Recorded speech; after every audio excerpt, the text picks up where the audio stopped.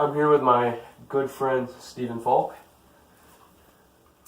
Hi, as I just said, I'm Stephen. I'm 52 years old. I'm a pastor, been a pastor for 30 years. I love high adventure. If you can climb it or go down it or ski it, I love to do it. I live in Granville. I'm from Granville, but I've also lived in Ohio and Colorado as well, too. Awesome. All right, my good friend Stephen here has Parkinson's, so we're just going to ask him a couple questions on how it affects his life and how he lives with it. So, Stephen, can you tell us a little bit about Parkinson's? Yeah, Parkinson's takes place when your brain doesn't produce enough dopamine. Dopamine is active in almost everything you do, and when your body runs out or has low dopamine, it results in a number of issues for your body. One of them is shaking. People know that. The other thing people don't realize is rigidity. You get like a stiffness on one side that just doesn't go away, and there are some other acute side effects as well too. All right. So how do you notice Parkinson's affecting you with that rigidity and the shaking? I'm going to back up for a bit here. I was diagnosed 2 years ago, and now that I was diagnosed, it makes sense. Because I can look back for 20 years, and I can draw the dots and think, I think I've always had low dopamine production, because I had, some minor shakes going on at various things and times, etc. So daily, it affects me nonstop. I choose to not let it ruin and take away my joy. I live life to the fullest. But I first started noticing it going on runs when my foot, like my left foot, felt like a club. It was stiff all the time. And my right side could, still run fast, but I'd have to stop and stretch my left side. And as that became more frequent, I noticed my hands shaking a little more. And I went to the doctor, and how they diagnose it is they look at your symptoms. If you have at least 2 of the 3 symptoms, they give you medication. If the medication helps, they then say you must have Parkinson's. Okay. So how does Parkinson's impact your average day? Like you said, the run. How does it impact you from day to day?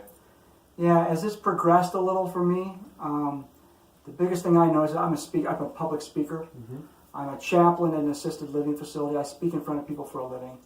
And I notice as it's gotten worse, more shaking in my left hand. And it's kind of a distraction if you're up in front of people to have that shaking, because I don't want them to be looking at my hand, not that I'm embarrassed, I want them to hear what I'm saying. So I try to mitigate that. As time goes on, I can feel it in my face a little bit too. So that's distracting to both be thinking of my point I'm making, and then also to try to not hide it, but mitigate the shaking, because I want people to hear the point I'm trying to make. Okay. So. You said earlier that you choose not to let Parkinson's take your joy, but has Parkinson's ever scared you? Scared is the wrong descriptor. I believe in God. I believe He has a plan.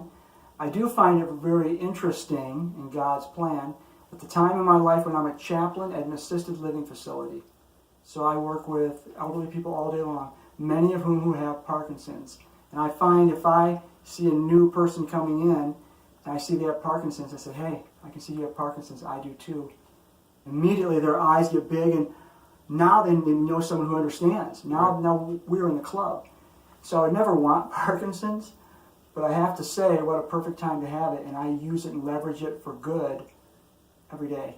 That's amazing. But I still feel it nonstop. I like to work out, which is something we'll come back to later as well too. But yep, we were just going to hit on that. How do you overcome Parkinson's?